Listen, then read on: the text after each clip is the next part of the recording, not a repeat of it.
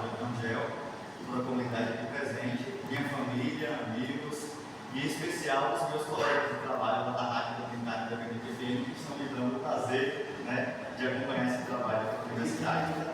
Me chamo Emerson Pablo, e o meu TCC tem como título Comunicação que gera cidadania, desafios e perspectivas da radiodifusão comunitária em Ixu, Bahia. Rádio comunitária nasce propriamente de um sonho. Em Ixu não foi diferente, o sonho de democratizar a comunicação comunitária, né, trazendo para o município de Ixu aquilo que muitas cidades de um porte maior não têm, que é a comunicação que abraça, a comunicação que acolhe, a comunicação que não tem bandeira, não tem lado político, não tem cor, não tem raça, não tem etnia, não tem religião. A comunicação plural. Nasceu da decisão, da vontade de sonhos de alguns jovens e se concretizou no mesmo ano em que o Ministério das Comunicações, junto com o presidente do Brasil, sancionou a lei que dava direito ao acesso à radiodifusão comunitária em Ixu. O pessoal foi ousado e em 1998, no mesmo ano da lei, o pessoal decidiu fundar uma associação, porque para ter rádio comunitária precisa ter uma associação mantenedora. A Associação Mantenedora da Independente FM hoje, depois da atualização estatutária, é a Associação Comunitária de Comunicação e Desenvolvimento Sociocultural de Ixu, que assim como toda e qualquer rádio comunitária, está aberta ao povo, à sua comunidade. E nós podemos dizer de verdade que não basta estar lá, tem que ser comunitário. Durante a apresentação deste trabalho, nós teremos inicialmente a introdução, onde nós vamos contextualizar o tema e a sua relevância acadêmica e social. Depois nós abordaremos o problema, objetivos e a justificativa desse trabalho, a metodologia que foi usada, ou seja, descrevendo os métodos e os procedimentos que nós utilizamos para esta pesquisa, os resultados obtidos, evidenciados e os principais dados e achados com o estudo que foi realizado, e por fim as considerações finais, onde eu irei apontar as conclusões, contribuições e possíveis desdobramentos a partir do tema. O meu problema de pesquisa: como avançar nas questões que envolvem a manutenção da rádio comunitária da BNPFM na cidade de Ixu. Por que escolher esse tema? Porque, como eu disse anteriormente, por ser cidade pequena, e a questão financeira, de recursos e até do abraço da própria comunidade no período de apoio cultural se torna difícil. Então, para manter Independente de 24 horas no ar, todos os dias, e há 27 anos quase que ininterruptos, é uma conquista e tanto. Então, nós vamos abordar neste TCC essa ideia de como manter em funcionamento essa rádio comunitária. O objetivo geral do trabalho é investigar a contribuição da radiodifusão comunitária local para o fortalecimento da cidadania, da identidade cultural e da participação social. Paralelo a isso, a identificação dos principais entraves, porque eles existem, porque para ter uma rádio comunitária no ar com poucos recursos, com poucos profissionais e às vezes até com dificuldade para manter, alguns dos profissionais que existem ali, com ajuda de custo para a rádio estar funcionando, tem essa dificuldade e acaba comprometendo a própria sustentabilidade da emissora, uma vez que o que sobra no final do mês nem sempre dá para pagar, porque a rádio realmente tem para se manter. Nos objetivos específicos, nós vamos identificar e descrever os principais desafios enfrentados pela Independente FM para a sua manutenção e sustentabilidade, entender a percepção da comunidade local, os ouvintes, comunicadores, lideranças, acerca do papel e sua relevância no cotidiano da vida de cada pessoa. Durante esse trabalho, nós ouvimos pessoas da comunidade, pessoas da diretoria, pessoas que já passaram e estão na rádio, fundadores, sócios, para, claro, abordar a temática envolvida. E como justificativa, a relevância social de se investigar como a rádio comunitária opera na prática, quais os impactos que ela gera na comunidade e de que forma ela efetiva o direito humano à comunicação, contribuindo para o desenvolvimento local e a participação democrática. Então, como metodologia, a abordagem ela é qualitativa, porque tem foco diretamente na compreensão de significados, experiências e percepções. A pesquisa ela foi exploratória e também descritiva. Por que exploratória?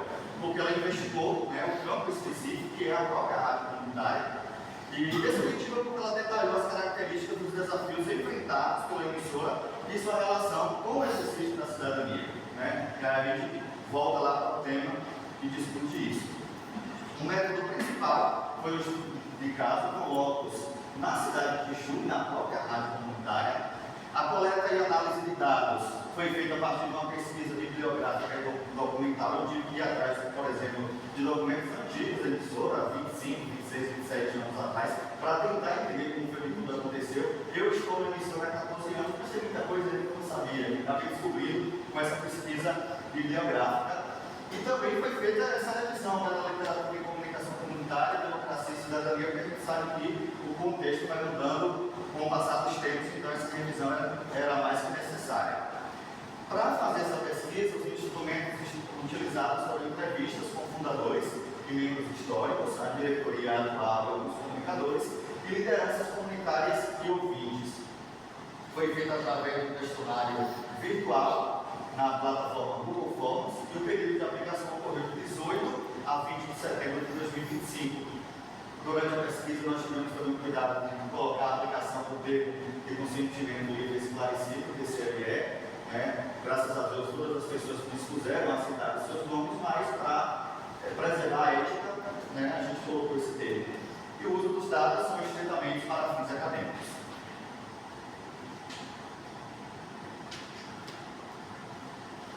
Do referencial teórico. No subtítulo que se entende por rádio comunitária, Mata disse o seguinte: a noção de cidadania comunicativa ultrapassa a dimensão jurídica e alude à consciência prática, à possibilidade de ação.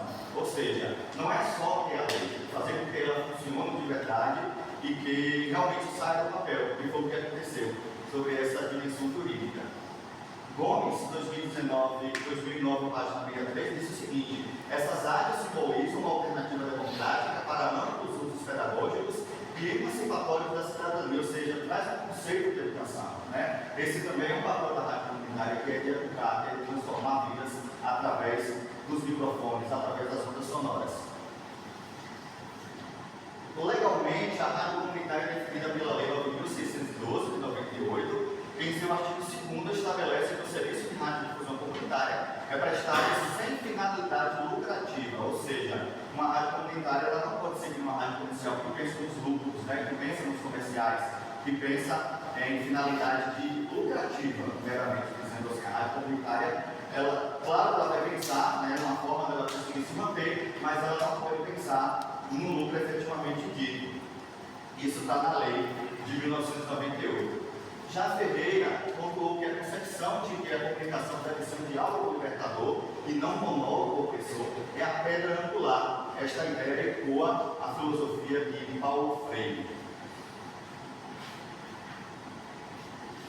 Num outro tópico, para quem a comunidade como início, meio e fim, ou seja, a rádio comunitária é basicamente voltada para a comunidade, é da comunidade. A rádio comunitária não tem dono, né? Já são comunitários porque é da comunidade. Se troca de diretoria, se troca de membros, pessoas vêm, pessoas vão, mas é uma rádio verdadeiramente do povo e para o povo. E nesse tópico, a comunidade como início, meio e fim, Festa disse o seguinte: a comunicação comunitária nasce efetivamente a partir dos movimentos sociais, sobretudo da emergência das organizações sindicais, tanto na cidade como no campo. Ou seja, todos os movimentos sociais que atenuaram essa ideia de se fazer as artes comunitárias para justamente libertar o povo das grandes mídias, né, que dominavam e que infelizmente ainda dominam grande parte do nosso país. Autores como Habermas, Materblatt e Martin Bárbaro entraram em consenso e disseram que a verdadeira democratização da comunicação vai além do acesso técnico. Ou seja, não é só ter uma rádio comunitária do ar, não é só usar a tecnologia, é usar a própria rádio comunitária para o bem da comunidade, para que a comunidade possa usufruir e faça parte dela verdadeiramente. Ferreira pontua que a comunicação, se tornar um direito universal e tendo a participação de todos, passa a ser mais democrática, respeitando o direito à liberdade de expressão. E no item, as rádios comunitárias no Brasil, que é sobre a história e a consolidação das rádios, ou seja, como começou, né, até chegar onde nós estamos, muitos foram os entraves. Halsey, por exemplo, em 2004, ele disse o seguinte: a radiodifusão foi instituída oficialmente no Brasil em 7 de setembro de 1922 e, pasme, foi instituída nesse dia justamente porque estava acontecendo uma comemoração do centenário da independência. O plano ainda não estava para sair do papel, mas o presidente disse: não, eu quero que minha fala saia no rádio, para esse mundo correndo, e colocou o rádio no ar, né? Então, Andriotti disse o seguinte: a primeira experiência de radiodifusão livre no Brasil teve origem em 1981. Na verdade, antes mesmo de vir para o Brasil, já existia um movimento na Espanha, nos Estados Unidos, mas no Brasil mesmo em 81, por moradores da vila de Nossa Senhora de Fátima, em Minas Gerais. Foi daí que foi se ter essa ideia de que deveria se ter um meio de comunicação mais acessível para as comunidades. Aí foi se juntando ideias até chegar ao que a rádio comunitária é hoje. Mas para chegar até o que se é hoje, muitos foram os entraves, inclusive por Polícia Federal. Uma agência lá do Rio Grande do Sul, em 2006, publicou um artigo, a GERT, que diz que geralmente as operações eram realizadas, né, com auxílio da Polícia Federal e que lacrava a sala dos equipamentos. A Independente passou por isso, né? Vários comunicadores, inclusive, já chegou ao ponto de se esconder com a Polícia Federal dentro do estúdio, lacrando os equipamentos, levando tudo. Nós passamos por isso lá também. Então, foram momentos de muita agonia até chegar no funcionário da Volga em 2007. E aí eu trago aqui agora os resultados da pesquisa que nós fizemos pelo Google Forms com a comunidade, com as pessoas envolvidas com a rádio. Faixa etária predominante das pessoas que responderam ao questionário: 70,40% eram entre 36 e 40 anos. As pessoas que disseram que tem tempo como ouvinte da emissora, 97,2% responderam que acompanham a rádio desde 1998 ou alguns anos. A frequência de audiência, 55% escutam todos os dias ou em horários específicos. E os meios de sintonia, com a chegada da internet, hoje a gente não tem só rádio mundial, né? A gente tem também na internet. Então, 52%, ainda bem, eu prefiro assim, ainda escuta pelo rádio convencional, 47,9% pela internet. Dando sequência aos resultados, o horário preferencial das pessoas escutarem a rádio independente, 69% disseram que pela manhã e 43,7% à tarde. Os motivos que levam essas pessoas a escutarem a emissora: 69% disseram que as músicas, comunicadores de interação, 57,7%, e notícias locais, 53,5%. A percepção que a nossa comunidade tem sobre a nossa rádio: 98,6% afirmaram que a rádio dá voz à comunidade. Sobre as lutas, os entraves, os embates, tudo aquilo que a emissora passou para chegar onde está hoje, 60,6% conhecem a história sobre o lacramento dos equipamentos, como também a mobilização que foi realizada para reabri-la. Porque quando a Polícia Federal veio, levou transmissão, levou todos os equipamentos, os mesmos membros que lá em 98 se juntaram para ir à rádio, se juntaram novamente, fizeram um papel na comunidade e, mesmo que considerado clandestinamente, reabriu a emissora novamente. Continuando com os resultados, sobre a importância da emissora, 93% disseram que a rádio é muito importante para o seu dia a dia, e sobre o reconhecimento dos desafios que a emissora enfrenta diariamente. 98,6% dos entrevistados acabaram por reconhecer as dificuldades enfrentadas pela emissora para sua manutenção, destacando a escassez de recursos financeiros, por ser uma cidade pequena, como eu já disse, equipamentos e também pessoal voluntário. Então, dessa forma, essa pesquisa demonstra que a Independente FM não é apenas um meio de comunicação, mas um patrimônio vivo da comunidade de Ixu. Há um prefixo na emissora que passa diariamente, eu acho que 5 a 6 vezes por dia, que diz: a nossa comunidade tem uma rádio e a nossa rádio tem uma comunidade. Diante do resultado dessa pesquisa, esse emblemático prefixo está valendo totalmente. Considerações finais. Este trabalho de conclusão do curso analisou a contribuição da radiodifusão comunitária para o fortalecimento da cidadania, da identidade cultural local e da participação social, a partir do estudo da rádio comunitária independente FM no município de Exu. Os resultados evidenciam que a emissora desempenha relevante função social ao atuar como instrumento de informação, educação e valorização cultural, promovendo a inclusão de vozes historicamente marginalizadas nos processos comunicacionais. A pesquisa identificou desafios estruturais relacionados à sustentabilidade da emissora, especialmente nas dimensões econômica, técnica, legal e voluntariado, bem como constatou a percepção positiva da comunidade, como nós acabamos de ver na pesquisa, quanto ao seu papel social. Foram apontadas estratégias para a superação destas dificuldades, destacando-se o fortalecimento da gestão participativa, a capacitação dos comunicadores e a ampliação das fontes de financiamento.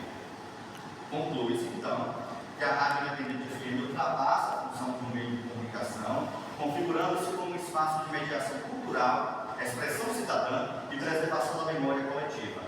A experiência analisada reafirma a radiodifusão comunitária como um bem público essencial à democratização da comunicação e ao desenvolvimento sociocultural local. E por fim, os meus agradecimentos. Este trabalho é resultado de um percurso acadêmico construído com o apoio de diversas pessoas, instituições, às quais expresso a minha eterna gratidão. Agradeço também a Deus pela vida, pela sabedoria concedida ao longo desta caminhada, não foi fácil, né? Enfrentei várias coisas, possibilitando inclusive a superação dos desafios enfrentados. Agradeço a minha família que está aqui presente, em especial aos meus pais, Jocineide e Josivaldo, a minha irmã Naila, a minha sobrinha Luísa, pelo amor, incentivo e constante apoio incondicional, que são fundamentais para a conclusão desta etapa. A minha orientadora, a professora Jocely, que foi toda hora que eu estava perto dela, ela estava lá rente, pela dedicação, pela paciência, inclusive hoje de manhã, no final de semana, no sábado, no domingo, não tinha hora.